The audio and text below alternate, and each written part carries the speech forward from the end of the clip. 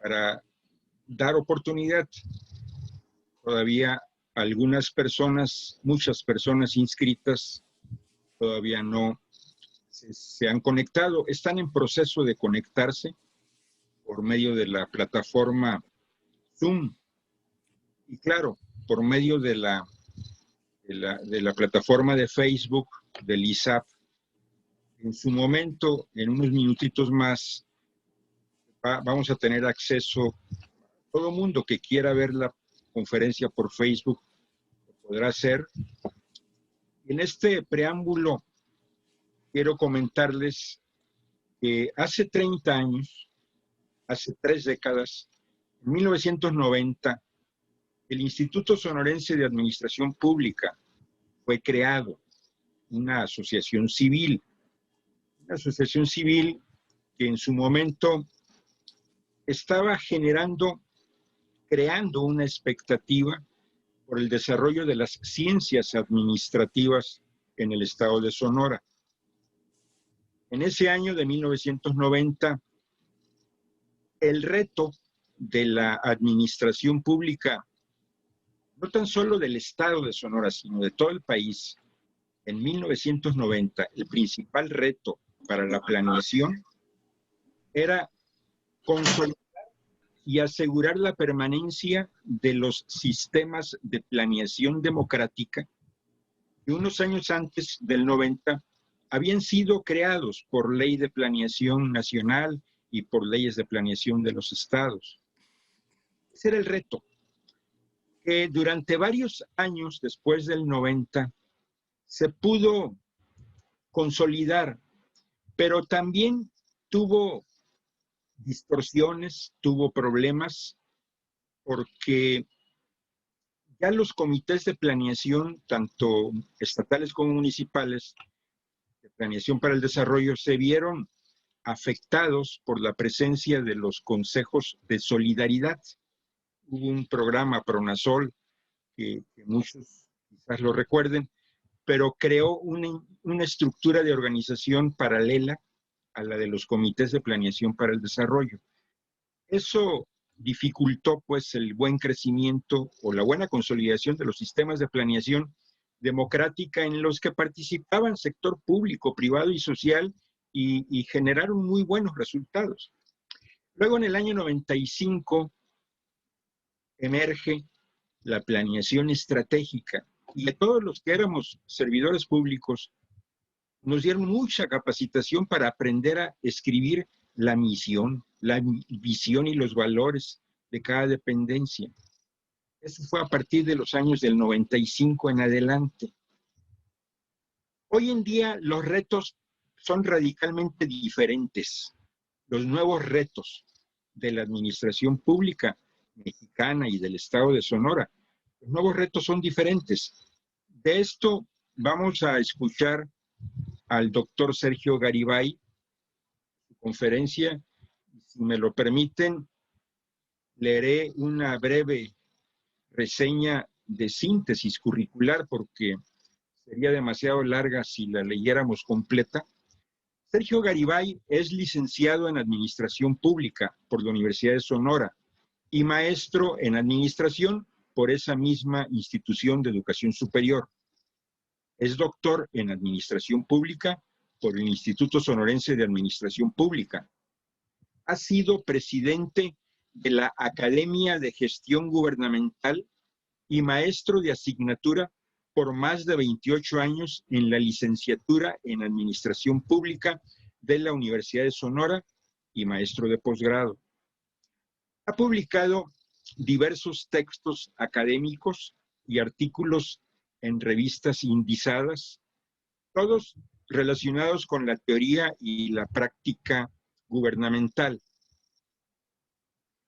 Ha ocupado diversos cargos de responsabilidad en el gobierno federal y estatal en los ramos de salud pública, asistencia social, educación, cultura, finanzas, seguridad pública, banca de desarrollo y administración de justicia, más un largo etcétera de otras actividades que le hacen merecedor de todo nuestro aprecio al doctor Sergio Garibay, un reconocimiento que le hacemos desde este foro. Afortunadamente, él aceptó la invitación que le hicimos para que platique, para que nos diga en una plática todo lo que crea que debemos de saber de lo que son los nuevos retos de la administración pública en materia de planeación estratégica. Para tal efecto, me permito entonces ceder el uso de la palabra al doctor Sergio Garibay. Adelante, doctor. Muchas gracias, ingeniero. Muy buenas tardes a todos. Me da gusto saludarlos y en esta sesión de plática sobre este tema de la planeación, un tema indudablemente que el ingeniero Haas sabe perfectamente bien. A él le tocó, fue de los pioneros de la, con Marco Antonio Cubillas, ¿verdad, ingeniero? En el Estado y en México de estos temas que son importantísimos, porque y a veces creemos que el tema de la planeación es un tema que debemos cumplir con la norma porque así nos los exigen. Hacer el documento de la planeación, como serían los planes de desarrollo, y de ahí lo que se deriva los planes sectoriales y los programas operativos, y que ahí los dejamos nada más para cumplir. ¿No? La planeación es intrínseca al ser humano, en primer lugar. No puede desaparecer. Y esta planeación va a depender y se transforma en la medida en que las instituciones cambian, la sociedad cambia, requiere de más, de otros elementos que promuevan el desarrollo de la sociedad en su conjunto. Entonces, este tema es un tema apasionante, es un tema que de entrada a mí me gustaría, déjenme ver si puedo compartirles aquí un documento.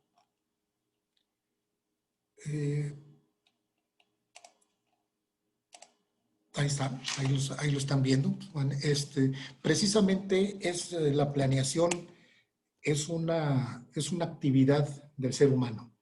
Desde el momento en que existe el ser humano tiene que preparar el futuro, su propio desarrollo.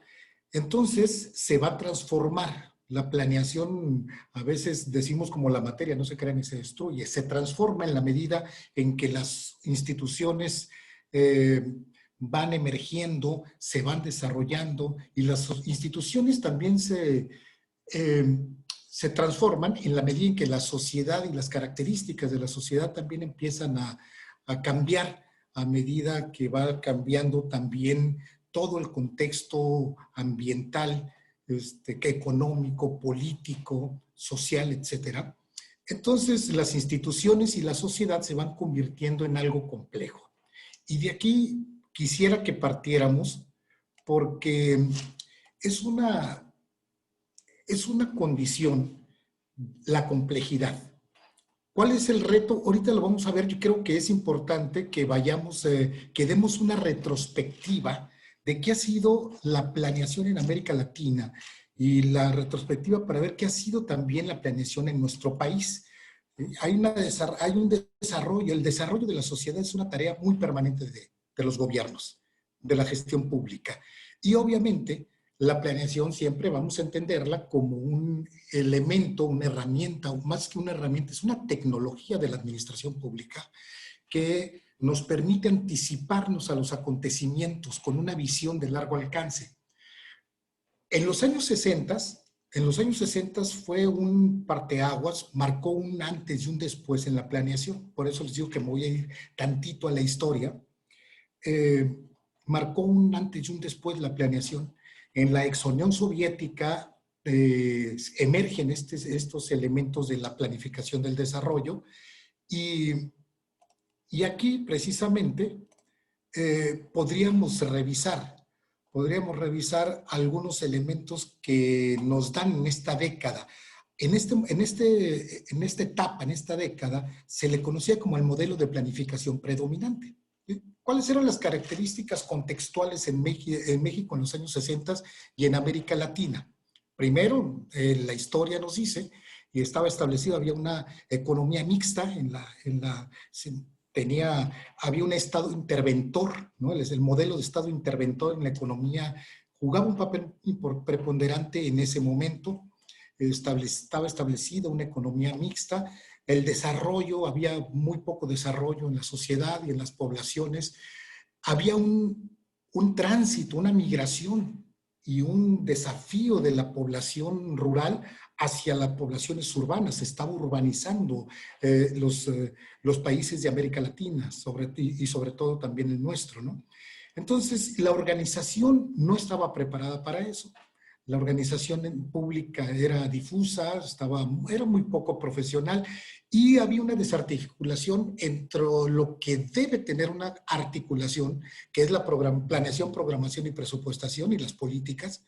En esta época no había una articulación, pero eran los primeros pasos de la planeación. Estaba empezando, era incipiente, todavía pues, casi prácticamente recién nacida, pero tuvieron algunos logros importantes en esta época. Unos logros que empezaron a establecerse algunas técnicas y métodos un poquito perfeccionados para la planeación. Metodológicamente más o menos estaba iniciando un orden metodológico. Hubo una reestructuración de las funciones del sector público a propósito de un Estado, del inicio prácticamente, de un Estado interventor. Y había mecanismos de ejecución y control con algo que todavía por ahí en algunas leyes se establece como los presupuestos por programa. Incluso la ley de planeación del Estado de Sonora todavía menciona el presupuesto por programa. Ya para la década de los 70s, a esta década de la esperanza que se llamaba, ¿sí? El modelo interventor del Estado que reconocía una planificación indicativa, se ponía en el documento, en la planeación, sin ir más allá de una cuestión estratégica. ¿Cuáles eran el contexto y las características de los años 70 en América Latina y en México? El Estado era un Estado productor. Acordémonos que en esta época el desarrollo y la creación de las empresas de participación estatal fueron, según algunos datos por ahí, fueron como más de 2,000 empresas de participación estatal. Había un modelo económico de sustitución de importaciones y lo que venía como antecedente de los años 60, aquí empezó el aceleramiento o la aceleración de la urbanización y por lo tanto había una gran necesidad, una demanda de servicios públicos urbanos y obviamente había una presión para la generación del empleo. Eso sí era el contexto. Pero también hubo logros importantes en esto. Hubo mejor conocimiento de los países, porque tenían que conocerse a los países para poder planificar. Hubo una transformación del sector público a propósito precisamente de este crecimiento de la administración pública. Aquí empieza el crecimiento del aparato gubernamental y de la propia administración pública. Y empieza a crecer, la administración pública hasta que llegó un momento más adelante a una hipertrofia de la administración del Estado mexicano. Entonces, aquí empiezan a diseñarse algunas políticas públicas en dos aspectos fundamentales, en los sectores sociales y en una política monetaria. Acordemos que así aquí es el inicio de este Estado benefactor y sobre todo que habían los acuerdos importantes con el Fondo Monetario Internacional, principalmente la deuda empezaba a utilizarse, a contratar deuda y que después vino a repercutir en la crisis económica importante. Entonces, había por primera vez algunos planes de inversión pública a mediano plazo, es decir, dentro de los 6 años gubernamentales en esta década, se establecían ya algunos proyectos de inversión que eran característicos de un plan de desarrollo. Para los años 80, las cosas empiezan a cambiar. Como resultado de la contratación de deuda como resultado del alto costo social del propio Estado mexicano, un Estado con una alta prebenda del Estado, de muchísima beneficencia pública. Entonces empezó a tener una crisis, fue la característica, una hiperinflación. Acordémonos que en esta época, mediados de los 60, se empiezan a devaluar el peso, los servidores públicos de niveles de coordinación, recordemos que ganábamos 4 millones de pesos, 8 millones de pesos en aquella época, que se le incrementaron los ceros, una deuda incontrolable ante el Fondo Monetario Internacional, ante el Banco Mundial, ante el Banco Interamericano de Desarrollo, y de casi 500 países a los que se les debía. Entonces esto caracterizó a una pobreza urbana, el crecimiento de la pobreza urbana, una agudización importante también de la pobreza rural, y empiezan las tensiones en los movimientos sociales, y van apareciendo por ahí nuevos actores sociales, nuevos actores políticos a mediados de los 80, y empieza el proceso de desincorporación del Estado, es decir, el inicio de la privatización, la desincorporación, el adelgazamiento de la administración pública que vendría después, pero aquí se estaban sentando las bases. Acordémonos que en esta época estaba México en el GATT y se veía decir que México iba a entrar a un tratado de libre comercio entre México y Estados Unidos.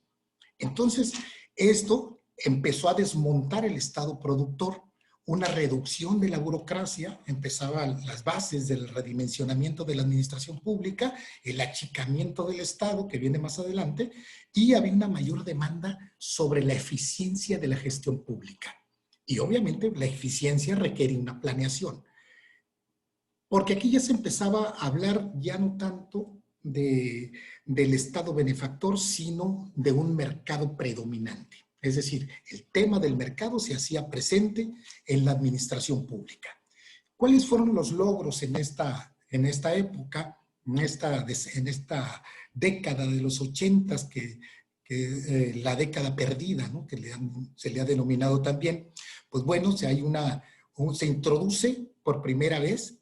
Por eso decía el ingeniero Haas ahorita, en los 90s, aquí apenas empezó a hablarse del concepto de estrategia, todavía no entraba, entra hasta la década siguiente. Una planificación empieza a tomarse como un acto de previsión, más que de predicción, como fueron las 2 décadas anteriores.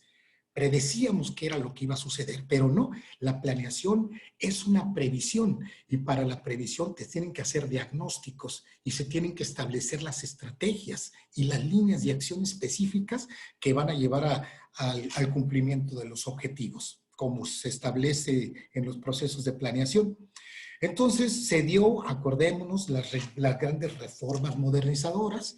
En esta época, pues en el sexenio de Miguel de la Madrid, había un elemento importantísimo dentro de la planeación que partió de una tesis política, que fue la descentralización de la vida nacional. Y esta descentralización de la vida nacional preveía que de la federación se descentralizara hacia los estados de la República y de los estados hacia los municipios, para fortalecer los gobiernos y las administraciones públicas que estaban más cercanas a la sociedad, para que pudieran resolver directamente sus problemas, y que también estos ámbitos de gobierno más locales hicieran su propia planeación también. Entonces, planeación del desarrollo. Entonces, de ahí empieza el gran cambio de las grandes reformas modernizadoras, y se consolidó esta estructura normativa de los países. Recordemos también que como parte de una planeación también, se va creando la Secretaría de la Contraloría General del Estado, para poder controlar los recursos, pero nació con un propósito, con la moralización de los servidores públicos, porque ya se veían algunos elementos ahí de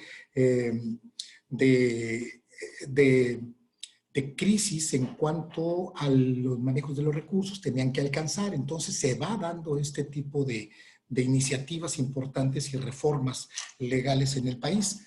Entonces los resultados también fueron la creación de nuevas instancias como la Secretaría de la Contraloría y el establecimiento de nuevos procedimientos, y con esto la creación de las unidades de planeación en aquella época. En esta época de los 90s, que se le llama, ahora sí, la planificación estratégica, con una característica, se le conocía la planificación estratégica situacional.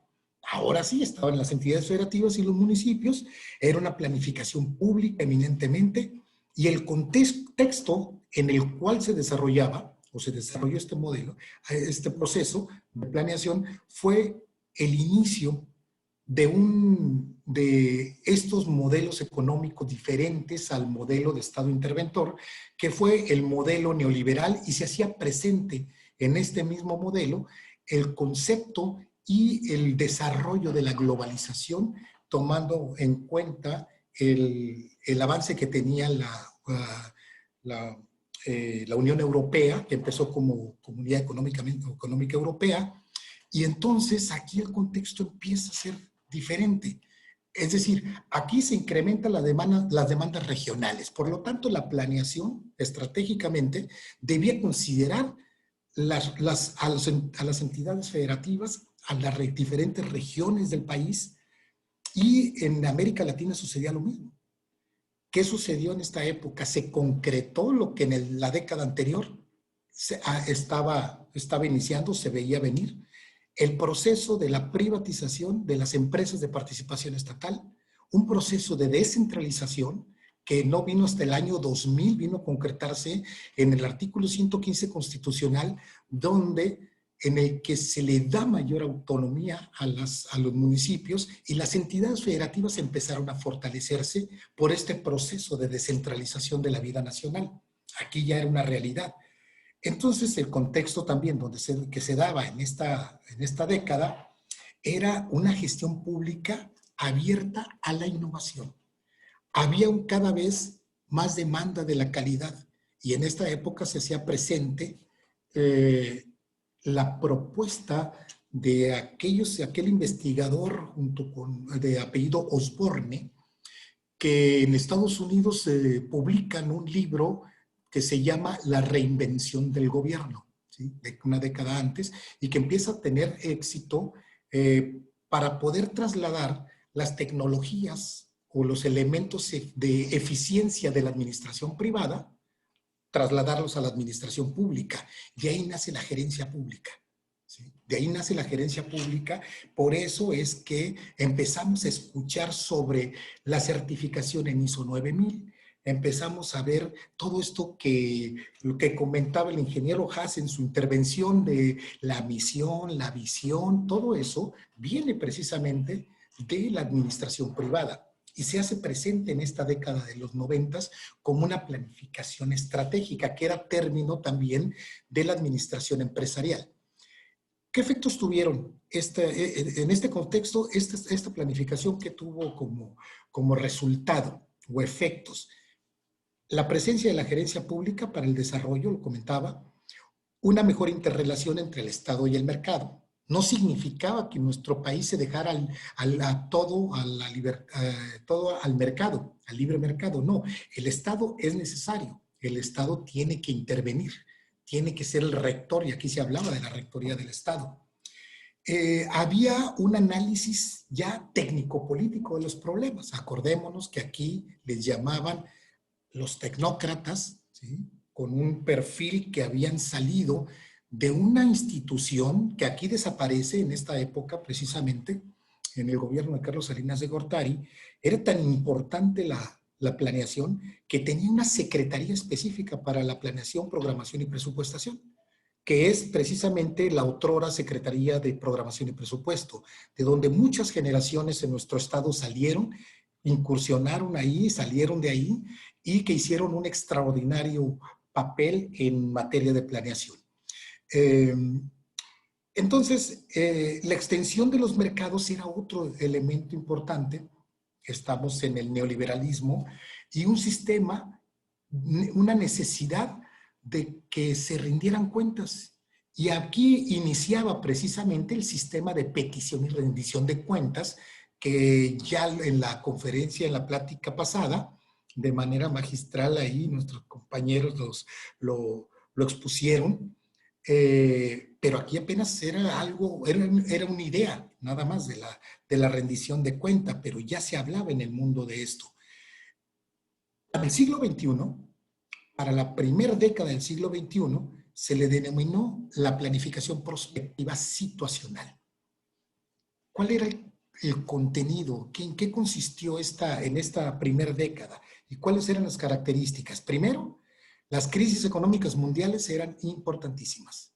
Se pusieron, como México ya estaba dentro de la OCDE, como miembro de la OCDE, entonces, en el mundo y también en México, pues los indicadores macroeconómicos controlados jugaban un papel muy importante, siguen jugando un papel muy importante. Entonces, esta era una de las características, una globalización, y por lo tanto para nuestro país el Tratado de Libre Comercio, que también recién firmado unos años antes, en esta década empezó a tener los frutos que se esperaban o que los que no se esperaban empezaron a desarrollarse y tratar de arreglarse los tratados de libre comercio. Y por otro lado, empieza todo un proceso de superación de la población. Aquí empieza la sociedad del conocimiento. El conocimiento se empezó a ver como un capital en el que pudiera incluso manejarse como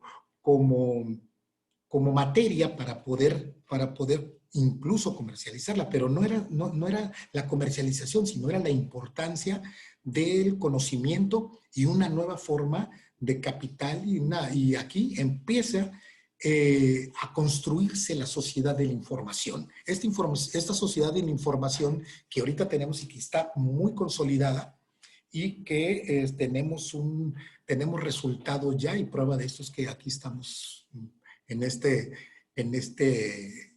esta plática con una cámara, pero que tiene información y que todos los que participan forman parte de esta sociedad del conocimiento y esta sociedad de la información.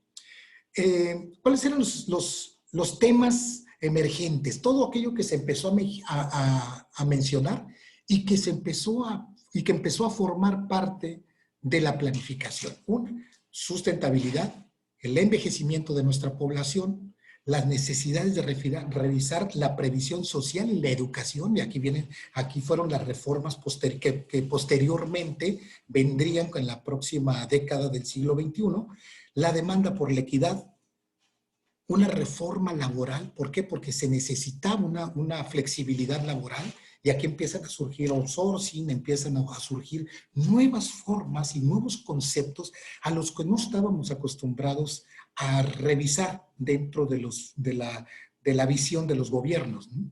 Y obviamente los movimientos ciudadanos, que fueron muy, muy, muy importantes y de mayor presencia a partir de esta década del siglo XXI, y sale un tema importante. ¿Qué se requiere? Se requiere mayor gobernanza, mayor consulta, mayor participación de la sociedad en la gestión pública. Y se empiezan a establecerse los sistemas de rendición de cuentas. Bueno, pues en la segunda década del siglo XIX, en este examen de la planeación, pues que se presentó aparentemente, se le llamó a la década de la gobernanza. Y hay que hacer una aclaración: gobernanza no es planeación. Gobernanza puede ser la tecnología para que la sociedad participe de manera abierta en los procesos gubernamentales, en la gestión de las políticas públicas, en la planeación y en la evaluación de las políticas públicas. Entonces, en esta época hubo un mejoramiento del escenario económico en América Latina, aparentemente. Hubo una crisis, se empieza a presentar la crisis económica en Europa, Y con esto viene el debilitamiento, viene uno de los elementos cuando los países tuvieron mejores condiciones, entonces entra el estado de bienestar en los países donde la educación, la salud, pues empieza a costarle menos, pero una vez que están consolidados económicamente. ¿Qué otra característica? Las demandas sociales son más especializadas, hay más presión social por las demandas y crecen las demandas y los recursos cada vez son los mismos o cada vez son menos. Y aquí hay un fin de esta dicotomía, lo que decía del mercado, del Estado y el mercado, y tratamos de hacer alianzas ahí, y se empieza a hablar sobre las alianzas público-privadas, y como una forma de que los gobiernos pudieran tener un desarrollo y hacer obras estratégicas para el desarrollo de la sociedad, de los mexicanos en particular. Y había obviamente movimientos sociales en esta época, se incrementaron, se agudizaron, y penetraron en la agenda de gobierno y marcaron la agenda de gobierno todavía. ¿Cuál es el balance del siglo XXI? Se transformaron instituciones, hubo una correlación de fuerzas en este siglo, acordémonos el Congreso, como estaba en el 2000, en la primera década del 2000, hubo una creciente participación social y todavía va en desarrollo y va en aumento la participación social.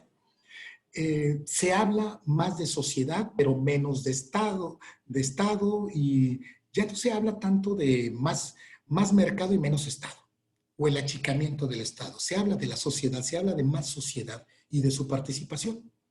Y se habla en la iniciativa privada, empiezan a resurgir el compromiso de la iniciativa privada de las empresas, que le han denominado las empresas socialmente responsables en el contexto, dentro del contexto y el balance del siglo XXI, y las transformaciones con la revolución de la ciencia y tecnología también. La administración pública, en su parte de planeación, ha tenido que contemplar, porque es necesario,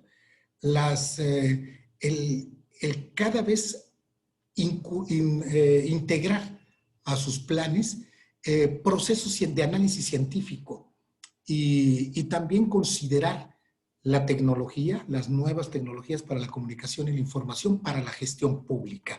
Ahora bien, si este es el antecedente, ¿cuáles decía, como la pregunta que hacía el ingeniero Haas, cuáles son los desafíos? ¿Hacia dónde vamos? Hay aportaciones importantes del Centro Latinoamericano de Administración y Desarrollo, el CLAD, para América Latina, que dicen que hay nuevas claves institucionales para la planeación. ¿Cuáles son? Y se dividen en 3 aspectos fundamentales. 1, los cambios en el Estado. 2, los cambios institucionales. Y 3, los cambios de la sociedad, que son los que van a influir en esa planeación para que va a hacer frente a los desafíos, sobre todo de la sociedad. En primer lugar, el cambio del rol del Estado. Este cambio de rol del Estado, hay obviamente una necesidad del Estado. Debe haber un Estado necesario. No es la alternativa dejarle todo al mercado.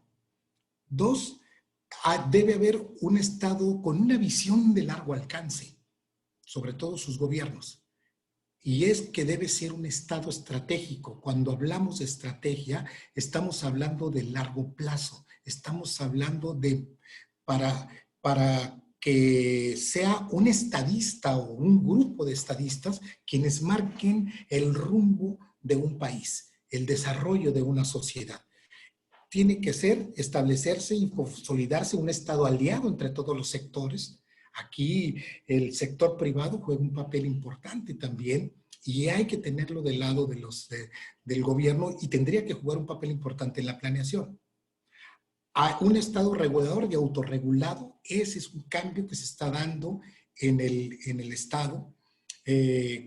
Cada vez tienen que ser más claras las regulaciones, dada la norma jurídica que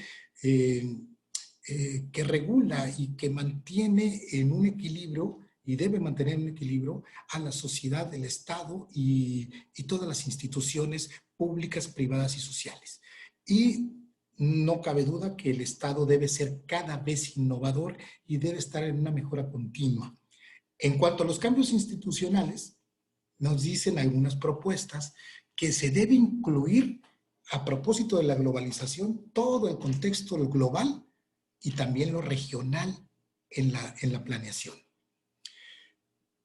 Que tenemos que pasar las instituciones de atender necesidades a garantizar los derechos, a atender los derechos.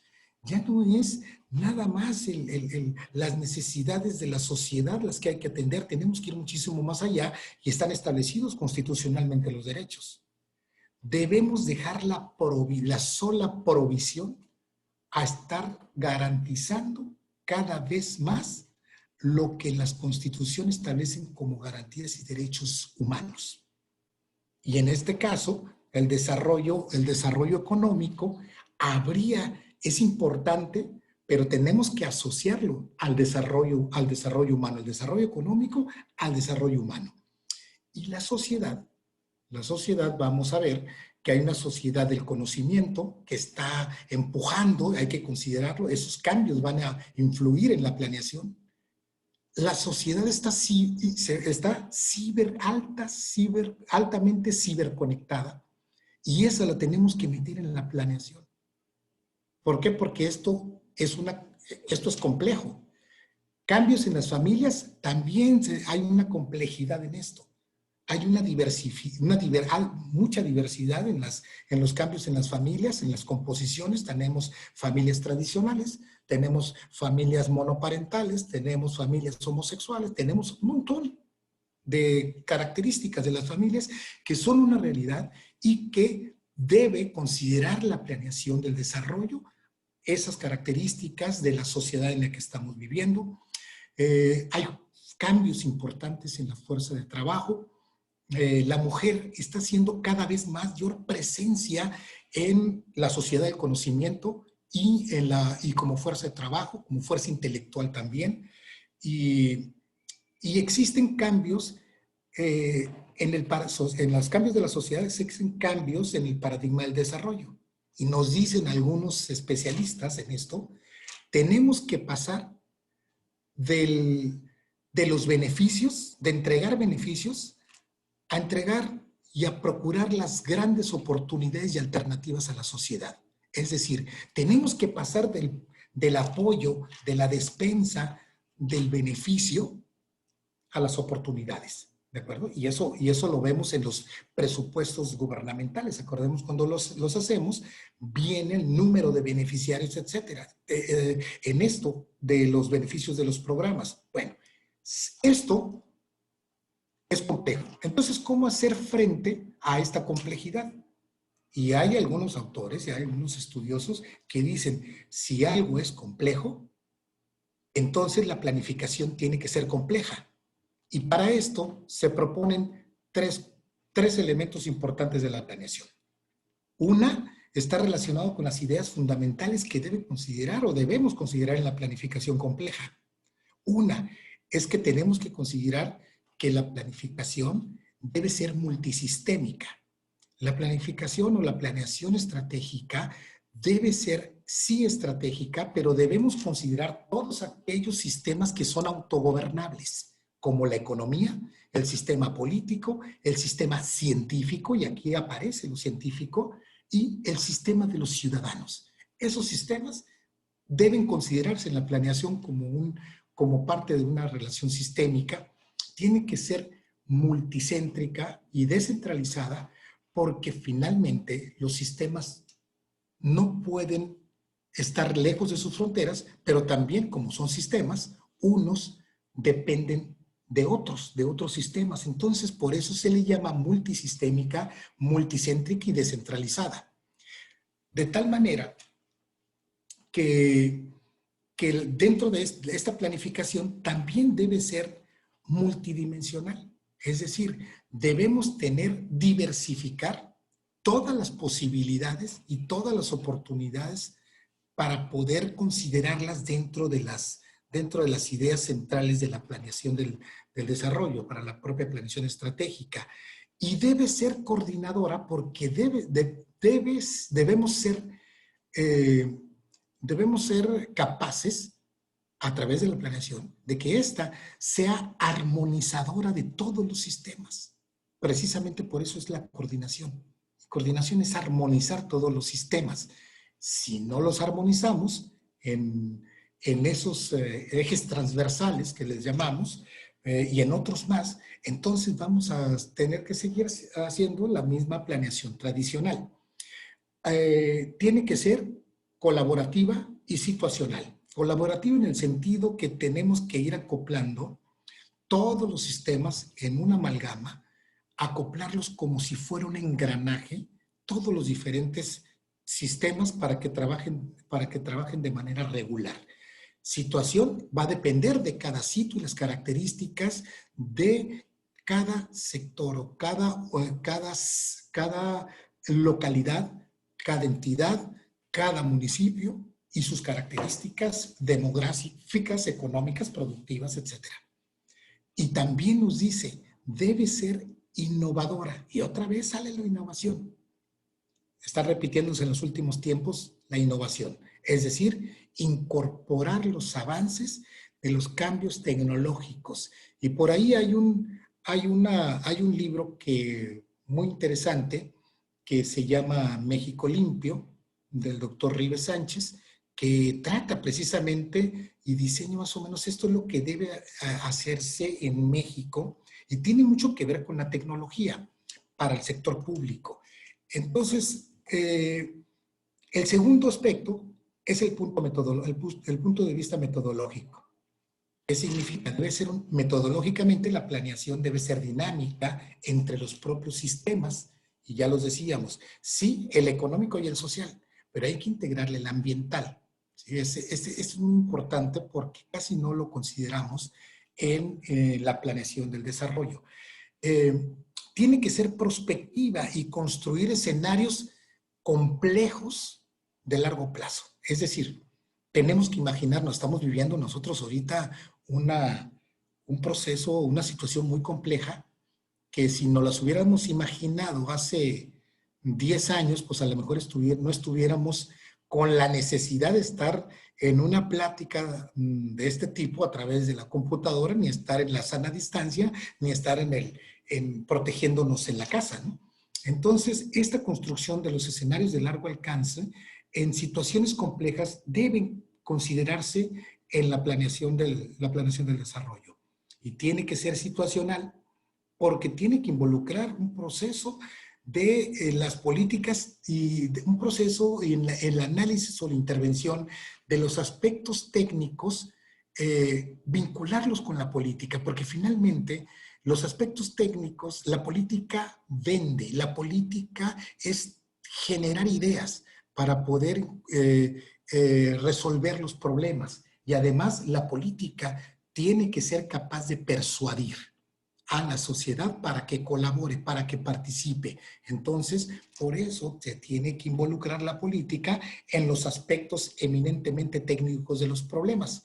Y tercero, para finalizar, ¿qué características debe tener la organización para la nueva planeación compleja? Desde el punto de vista de los gobiernos, tienen que estar apoyados y cada vez ser mayores investigadores. Por eso, cada vez que en el ISAP, cuando platicamos con los estudiantes de posgrado, insistimos mucho en que el servidor público tiene que estarse preparando, incursionar en la investigación científica y hacer investigación científica como al interior, porque finalmente ellos saben cómo funciona la administración pública. Tenemos que acercarnos y hacer que participen expertos y asesores de alto gobierno. Eso es lo que se está proponiendo. El establecimiento de salas de crisis para poder discutir las alternativas que puede tener una planificación y los problemas complejos.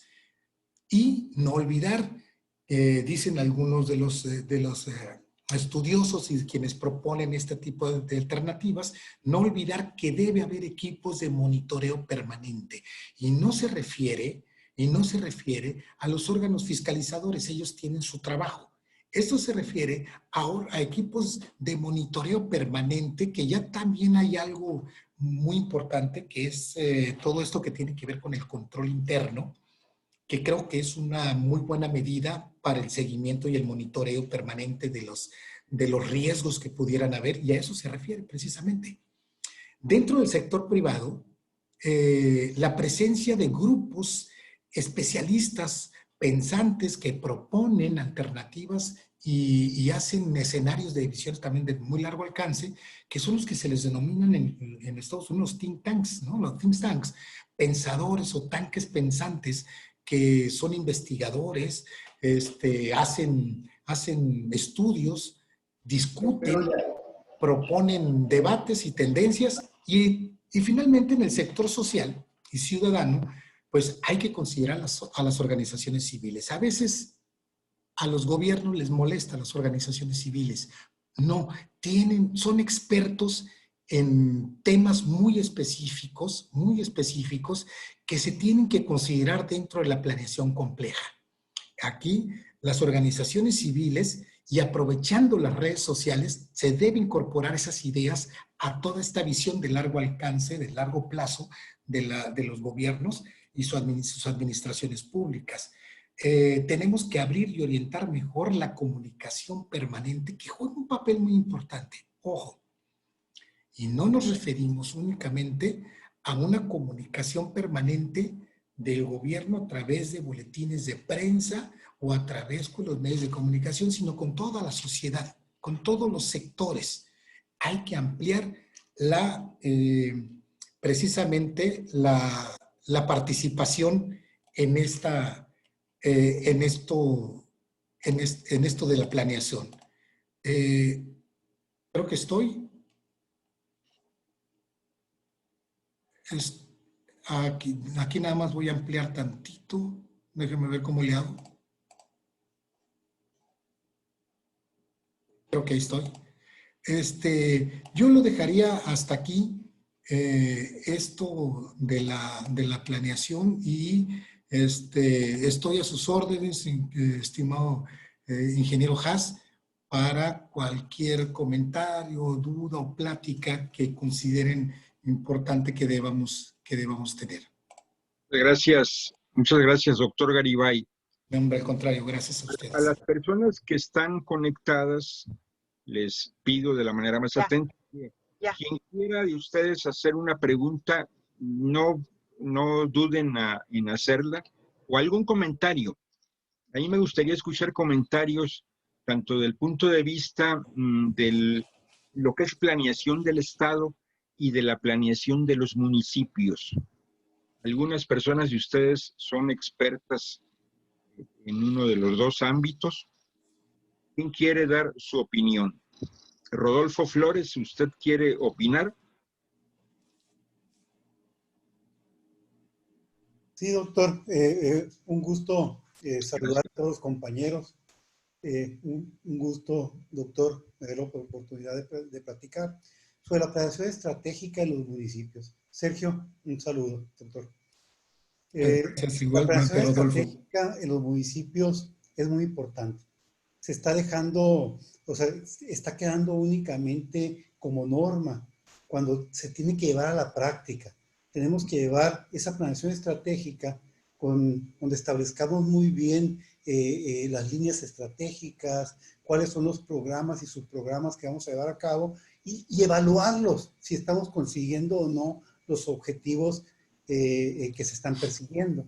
Que no sea únicamente una evaluación de metas y objetivos en papel, sino realmente ver si el objetivo se lleva a cabo. Y para esto es muy importante el Plan Municipal de Desarrollo, y ahí ver todo lo que nos comentaba Sergio sobre la planeación estratégica.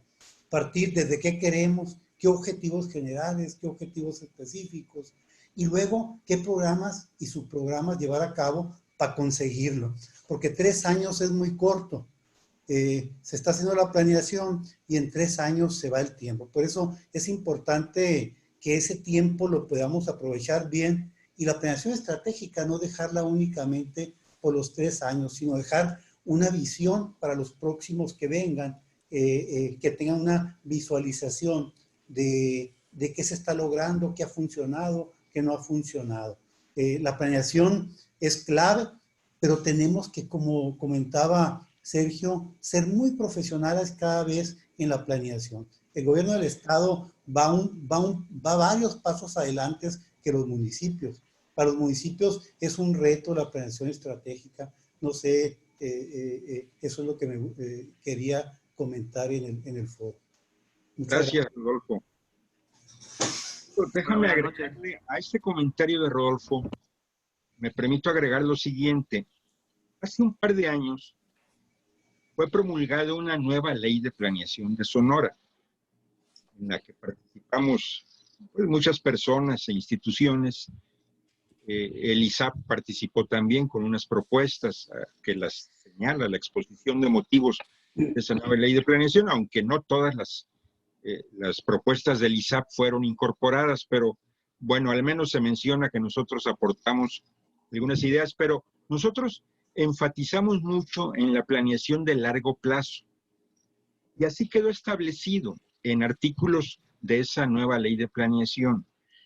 Ahora se tiene que elaborar lo que se le llama la agenda de largo plazo, la agenda estatal de largo plazo, con un horizonte a 20 años.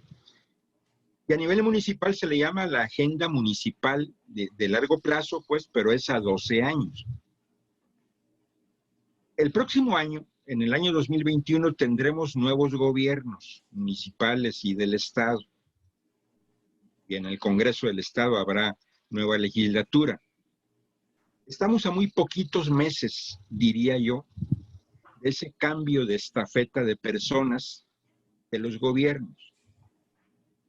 La pregunta que te hago, Sergio Garibay, Sí, ¿qué le recomendarías a los aspirantes a gobernador y a presidentes municipales? ¿Qué les recomendarías para que desde ya empiecen a preparar esas agendas de largo plazo? yo creo, ingeniero, y gracias por la pregunta. Yo creo que esto es muy importante lo que comentas y lo que preguntas, ingeniero. Siempre vemos que hasta que no se llegan las campañas políticas, empezamos a preocuparnos por hacer los diagnósticos y preguntar qué es lo que necesita en los municipios y en los estados. Creo que eso va a llegar un momento en que tiene que ser sustituido por las grupos de analistas, esto que decía de los think tanks, de los grupos de científicos que estén constantemente haciendo aportaciones. Pero creo que una de las cuestiones que se pueden recomendar es que a los que van a ser candidatos, incluso los partidos que van a impulsar a sus candidatos, deben acercarse, desde mi punto de vista, a organizaciones especialistas en esto de la planeación. Y como son, por ejemplo, instituciones educativas, instituciones de educación superior, instituciones de investigación y de desarrollo. Y entre ellos, por ejemplo, donde hay integrantes con mucha calidad y mucha experiencia en planeación, como son, por ejemplo, los institutos de administración pública del país. En este caso tenemos al de Sonora, donde hay extraordinarios por los salones de clase pasan servidores públicos con una gran capacidad intelectual, con una gran capacidad y un conocimiento, una expertise. Esto precisamente pueden ser los grupos de pensadores, los grupos que pueden apoyar precisamente a la planeación estratégica de los municipios y de aquellos personajes que pretenden incursionar o integrarse a la lucha por el poder público. Recordemos que el poder público es el poder para el uso y el beneficio de la sociedad. Creo que por ahí sería una propuesta y una recomendación que yo haría. Bien, ojalá y te hagan caso los aspirantes a gobernador o a presidencias municipales. Les voy a mandar una carta, ingeniero, para que volteen a ver a la comunidad ISAP. Hay gente que tiene mucha experiencia, buenas y malas experiencias, que de alguna manera pueden ser útiles para que para que se forjen verdaderas planeaciones del desarrollo. Por ahí veo una pregunta en el chat que ya se me quitó aquí. Alguien te preguntaba, y le pido que tome el micrófono, acerca de si debería de haber un organismo responsable de la planeación, porque a nivel federal la Hacienda, la Secretaría de Hacienda tiene esas funciones, pero eso lo vivimos tú y yo, Sergio, hace muchos años. Así es, Estaban así es. separadas, estaba funcionando bien la planeación. Cuando se junta la planeación con la contabilidad, a duras penas tienen tiempo para llevar las cuentas como para ponerse a hacer planeación. Digo, con todo cariño y respeto para los secretarios de Hacienda federal y de otros estados, pero no tienen tiempo para hacer planeación, pues. Entonces, ¿tú qué opinas, Sergio? Yo coincido totalmente contigo. Cuando se hizo la mejor planeación fue precisamente cuando existía a nivel federal, cuando estaba precisamente la Secretaría de Planeación, la Secretaría de Programación y Presupuesto, y cuando estaba la Secretaría de Programación, la Secretaría de Planeación del Desarrollo y Gasto Público, Sí, que era aquí. también tenía, sí, se dedicaba precisamente a esto. Creo que se le ha perdido atención. Creo que, como dijo Rodolfo ahorita, dijo algo muy importante. Se ha quedado nada más en el cumplimiento normativo.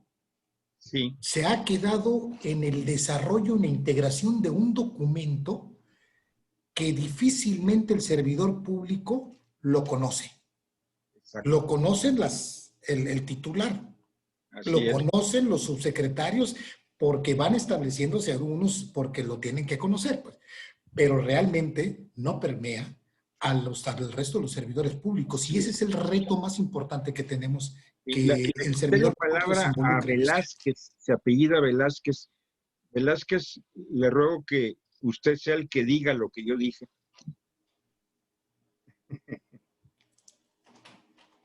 A ver, abra su micrófono que no le escuchamos.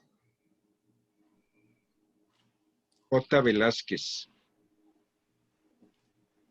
¿Hay algún problema por ahí técnico? No le escuchamos, Velázquez. No lo escucho yo tampoco. A ver, pues no le escuchamos, pero creo que tomé correctamente lo que usted escribió. Aquí lo leí. Por ahí también estoy viendo en el chat que dice Lupita Duarte, la planeación estratégica. Lupita, ¿por qué no lo dices tú personalmente? Dilo, por favor. Lupita Duarte. ¿Dónde andas? Ahí estás. Buenas tardes. La planeación estratégica es un gran reto que tiene que ser vista de manera holística. ¿Lo comentas algo más de eso? Sí, lo que pasa que pues a mí me ha tocado más trabajar en el sector salud, ¿no? Y veo que pues las planeaciones casi siempre, bueno, la mayoría de las veces se hacen a corto plazo, desde que involucra de la compra de insumos y de repente ahorita con la situación de la contingencia que estamos pasando, pues realmente no se tenía pensado un plan a largo plazo, ¿no? Como que Nos agarró desprevenidos y la gracia de la planeación es prever pues todo lo que se pueda prever, todo lo posible. Y no cabe duda que ese es uno de los nuevos retos de las administraciones públicas. Tener la capacidad de prever, de pronosticar, de imaginar, no con fantasías, sino con proyecciones bien fundamentadas, todo lo que nos puede ocurrir. Todas las decisiones que se toman en un momento generan consecuencias posteriores. Y en eso creo que no debemos de permitir improvisaciones. Quisiera pedirle al doctor Garibay que nos diga las palabras de conclusión, de epílogo final de este evento. Con mucho gusto, ingeniero. Bueno, yo considero que una de las cosas, a medida de que la sociedad se está haciendo más compleja, las decisiones y el gobierno y su planeación también deben estar a la altura. ¿Qué hacemos normalmente? Tenemos a grandes problemas queremos hacerlos con decisiones y con una planeación demasiado práctica y demasiado pequeña que no llega a resolver. Debe ser la planeación estratégica, debe ser del tamaño de los problemas que tiene la sociedad. Y para esto se requiere todo un aparato y todas las fuerzas, la fuerza intelectual, experiencia de todos los servidores públicos para hacerlo. No podemos dejar solamente la planeación a un grupo pequeño de personas que pudieran imaginarse qué es lo que ellos imaginan que se debe atender. Es decir, esto es de una alta participación social y de expertos y de los grandes sectores de la economía, de la sociedad, y los ciudadanos juegan un papel muy importante. Creo que con esto yo, este tema, con esta inquietud que yo siempre he tenido, como en todas las veces que me ha tocado estar dentro de la planeación, que son ya muchos años.